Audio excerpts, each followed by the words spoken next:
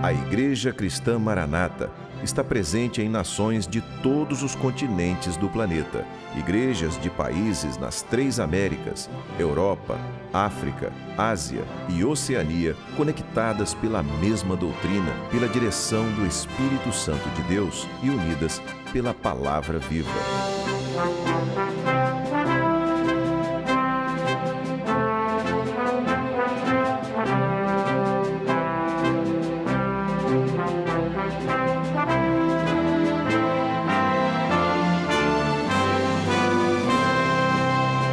Irmãos de todas as partes do mundo participam de um mesmo culto, em conjunto, no mesmo corpo e no mesmo espírito. Através do sistema de transmissão multiplataformas, os membros da Igreja Cristã Maranata de todo o planeta vivem um momento de unidade e comunhão, como viveram os hebreus na saída do Egito e os discípulos com o Senhor Jesus na véspera de sua morte na cruz do Calvário. Pessoas de todas as partes do mundo têm sido alcançadas pelo Evangelho eterno e pela mensagem da breve volta do Senhor Jesus.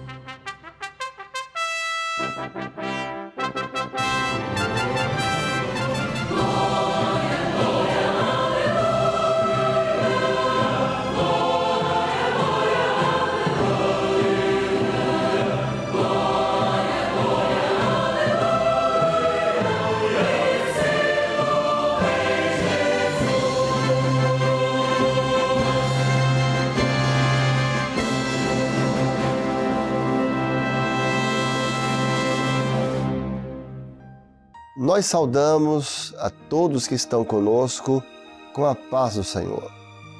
Esse é um programa da Igreja Cristã Maranata, onde estamos estudando sobre Jesus no livro de Apocalipse. E a intenção dessa série de estudos bíblicos é levar as pessoas a conhecer mais o Senhor Jesus e, ao conhecê-lo, amar mais o Senhor. A intenção de levar as pessoas a conhecerem mais a Palavra de Deus e ter um encontro com o Senhor, um encontro que possa mudar as suas vidas e definir um destino eterno na presença do Senhor.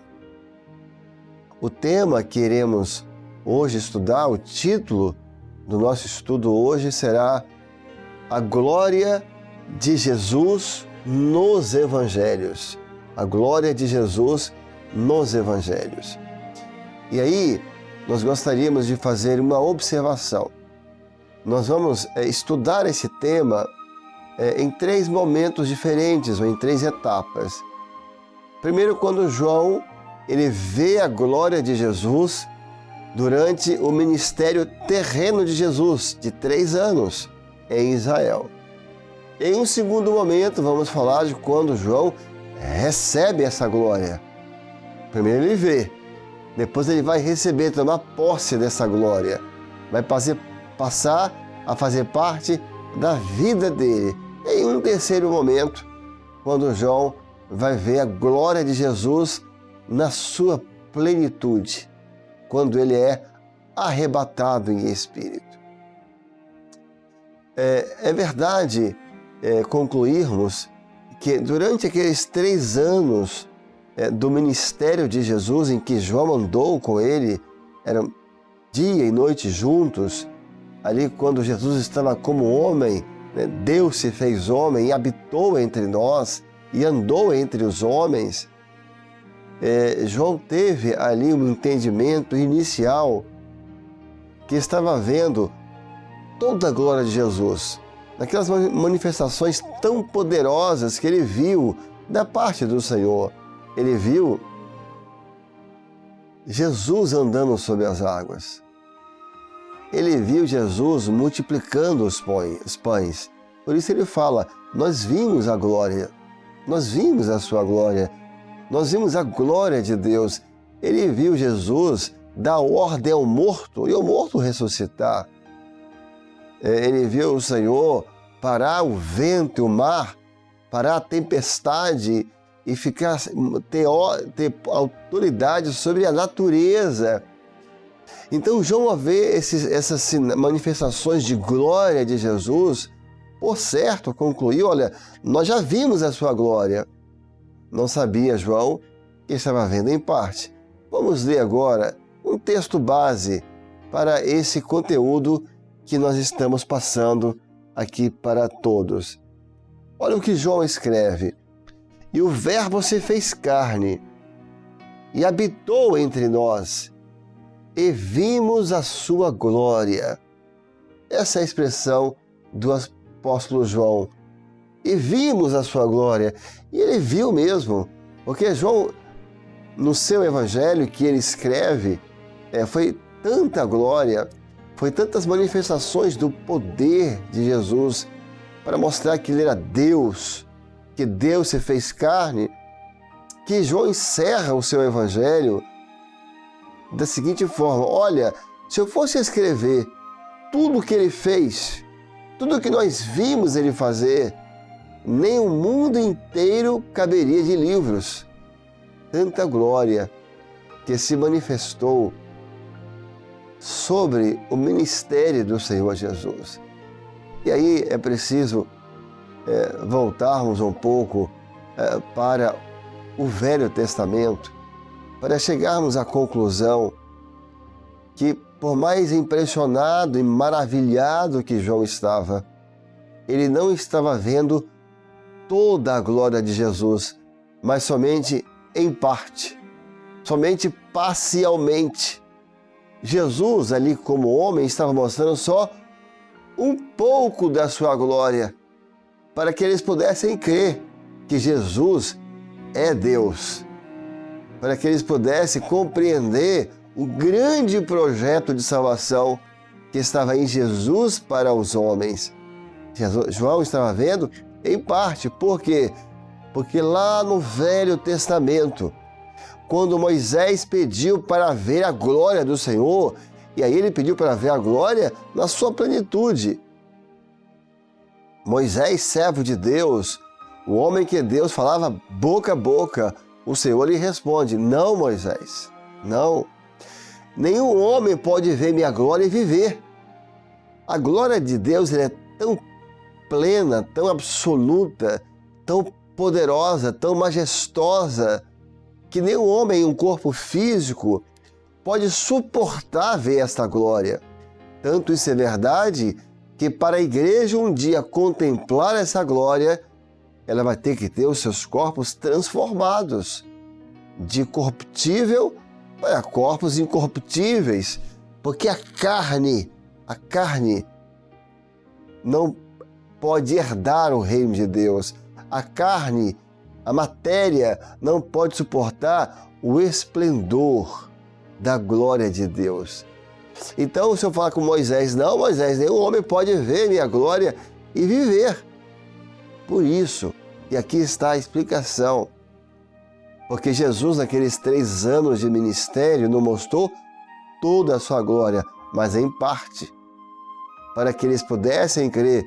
Por isso que Paulo escreve: em parte conhecemos, em parte profetizamos, ainda servimos em parte, conhecemos um pouco do que é o Senhor, até que um dia nós iremos conhecê-lo como Ele nos conhece. Até que um dia a igreja vai poder conhecer e contemplar e admirar toda a glória de Jesus, que vai ser revelada à igreja na eternidade.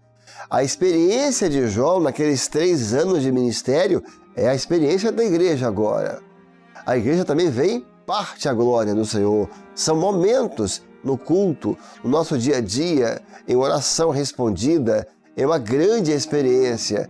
Mas o que aguarda a igreja é aquele dia onde toda a glória de Jesus e toda a glória de Deus vai ser descoberta aos nossos olhos, como uma cortina que se abre, e nós vamos poder contemplar o Senhor, não mais pela fé como fazemos agora, mas vendo e adorando.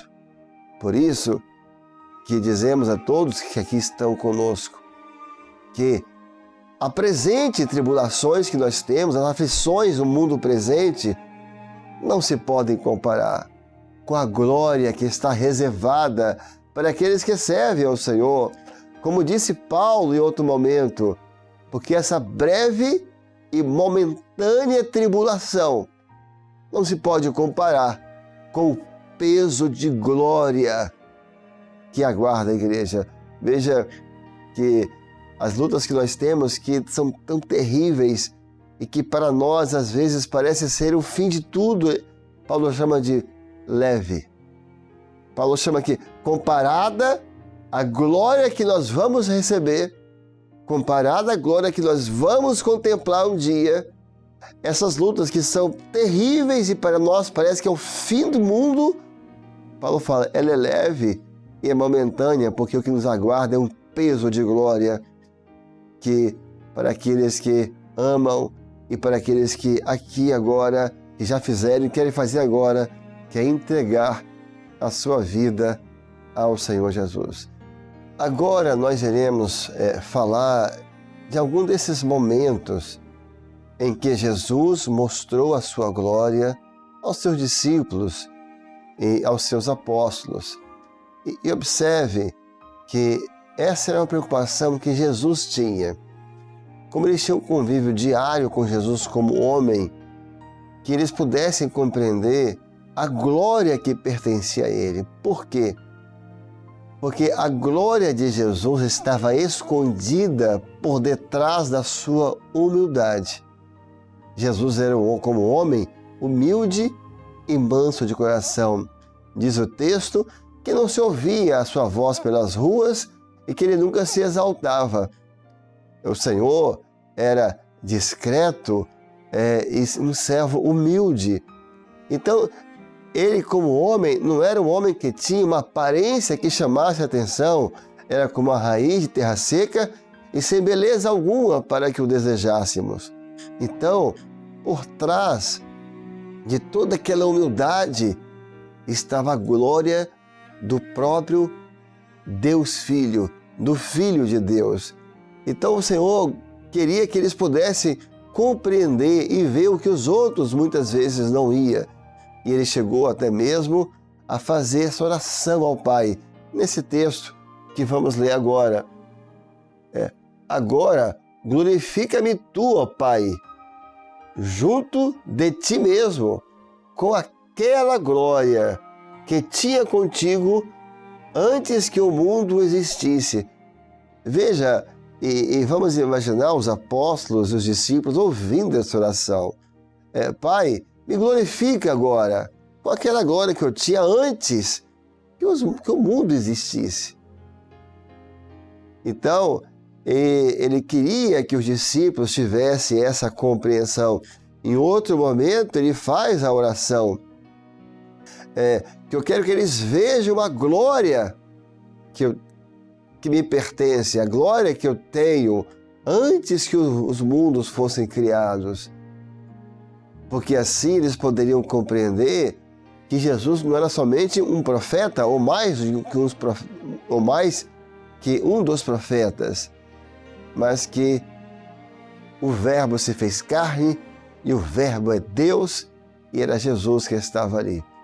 Um episódio onde isso vai ficar muito claro foi na quinta-feira à noite, quando os soldados romanos, conduzidos por Judas, que vendera Jesus e o estava traindo, levam os soldados armados com espadas, lanternas, varapaus, para prender Jesus. Eles chegam em Getsêmani e Jesus, sempre manso, diz: por que saístes a mim como a um salteador? E cumprimenta Judas chamando de amigo. E pergunta àqueles soldados: a quem viestes buscar? E os soldados responderam: a Jesus de Nazaré. E aí veja como Jesus ele como homem, na sua aparência era simples, porque ele era comum como os outros. Os soldados, claramente, o texto deixa claro que já não chegaram e reconheceram: esse é Jesus. Ele se fez um de nós, se fez um homem comum, como todos nós somos.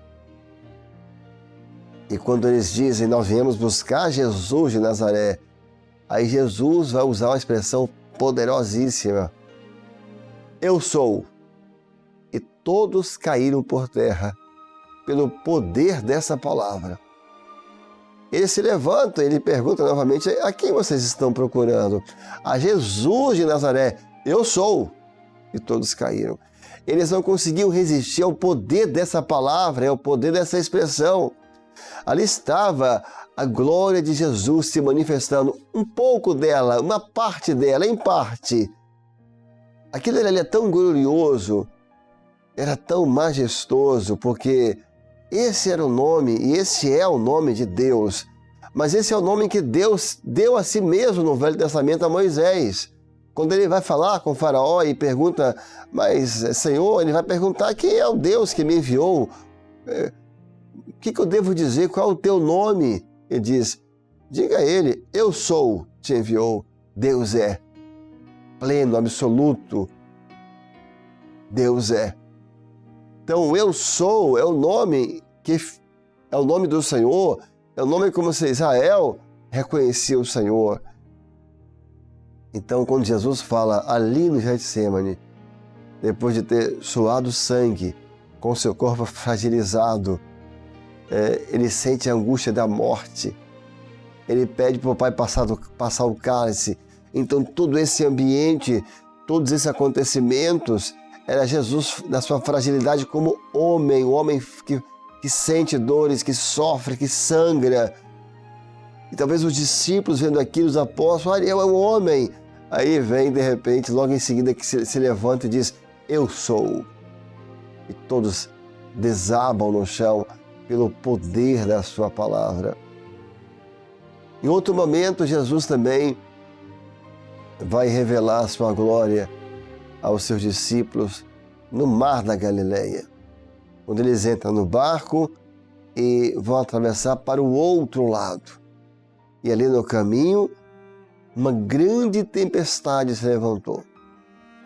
E o barco estava para se afundar, porque a água começou a entrar no barco e eles ficaram assim desesperados. Veja como a compreensão deles ainda não era plena, completa de quem é Jesus. Porque se Jesus estava no barco e Jesus é Deus, o barco jamais vai afundar.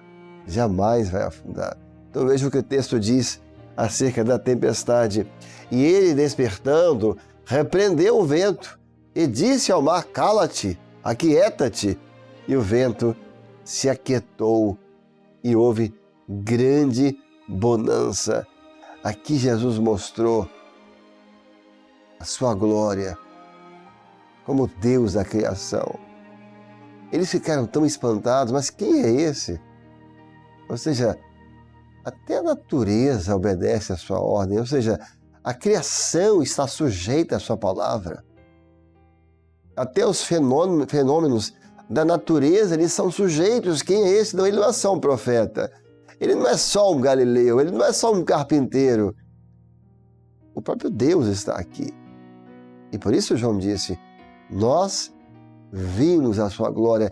E lógico que era preciso que eles compreendessem que Jesus não deixou o trono da sua glória.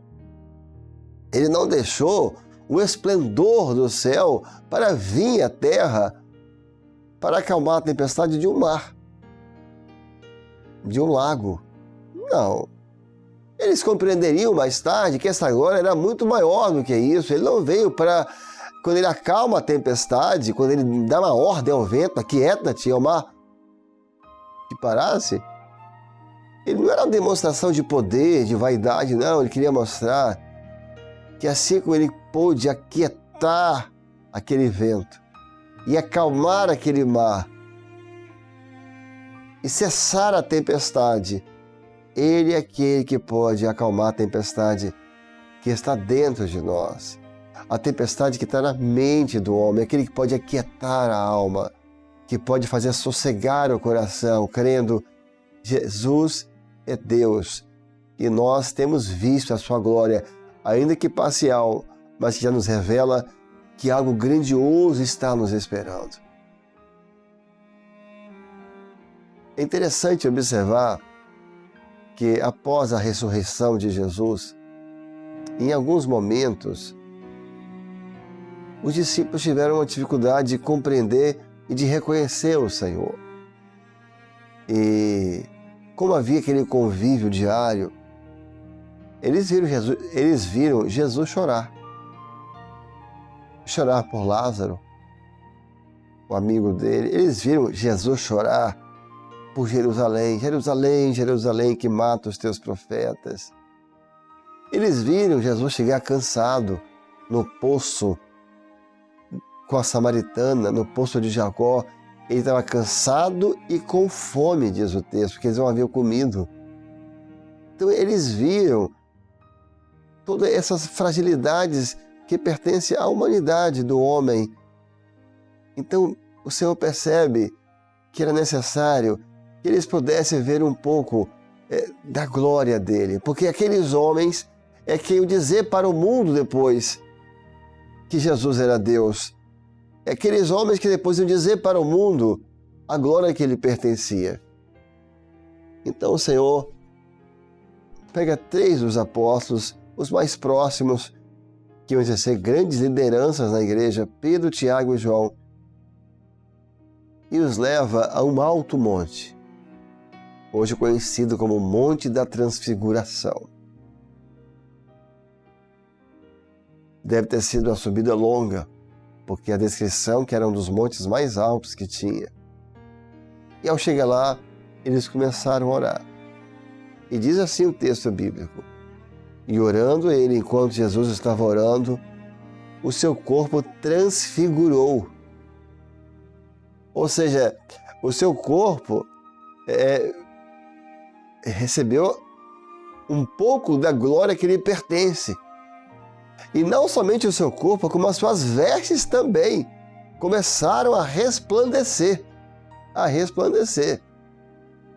Jesus ainda ali não estava se manifestando a eles em um corpo glorificado, como vai ser no Apocalipse, não.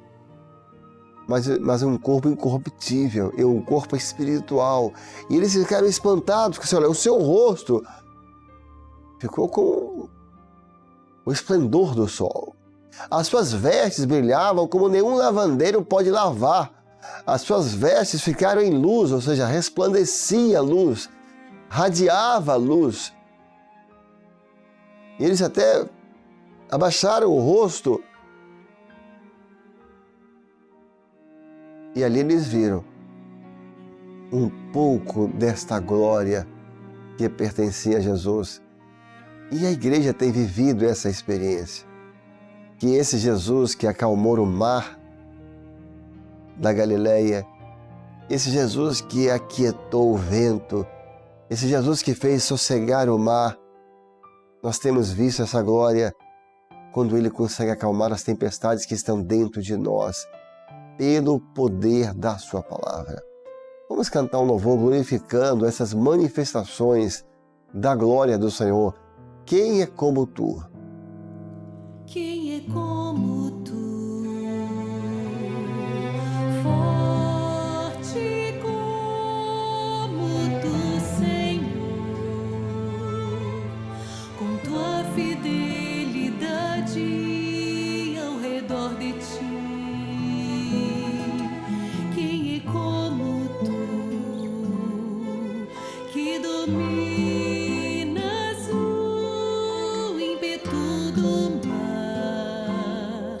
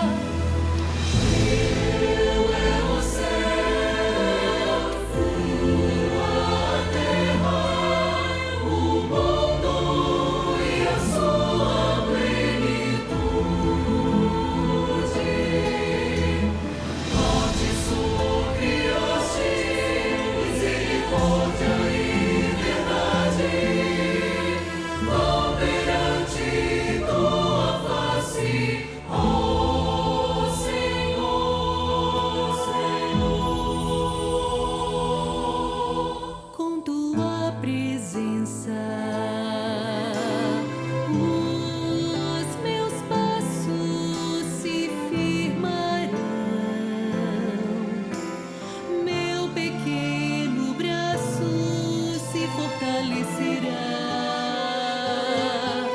e os meus pensamentos descansarão em teu altar. Nenhuma tempestade me abalará.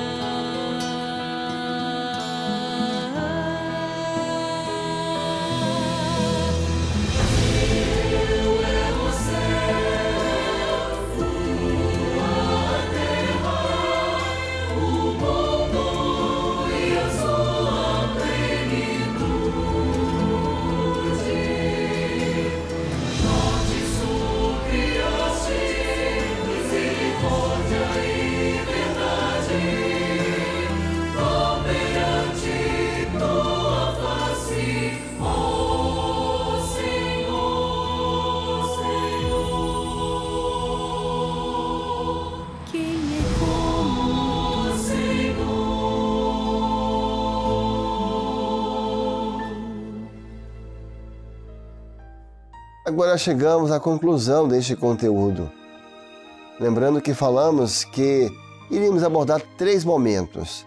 O primeiro momento, quando João viu a glória de Jesus durante os 3 anos de ministério e vimos a sua glória. No dia do Pentecostes, ele recebeu essa glória, a igreja recebeu a glória, que foi o batismo com o Espírito Santo, e tomou posse quando a glória de Deus se manifesta na igreja com dons espirituais e pela palavra. E agora é o terceiro momento que aguarda a igreja e que João já viveu e viveu no Apocalipse. Quando agora ele vê a glória do Senhor na sua plenitude. Para isso, ele foi arrebatado em espírito. E no dia do Senhor, eu fui arrebatado em espírito. Ele é levado à eternidade e ele vê Jesus glorificado. Olhos como chamas de fogo, o rosto como o sol na sua maior força, cabelos brancos como a lã, um cinto de ouro sobre os seus lombos, vestes resplandecentes, uma espada aguda de 2 fios saindo sobre a sua boca. Ele vê Jesus em glória. E ali ele compreende que tudo que ele tinha visto antes era em parte, eram partes, era parcialmente. É esse momento que aguarda a igreja. O momento que estaremos com o Senhor para sempre na eternidade e toda a glória do Senhor vai estar aberta diante dos nossos olhos. E não mais por parte, não somente como por espelho, mas assim como Ele nos vê, um dia nós também veremos o Senhor. Hoje, Jesus quer se revelar a muitos corações, para que todos descubram quem é o Senhor. Que Deus te abençoe e a todos a paz do Senhor.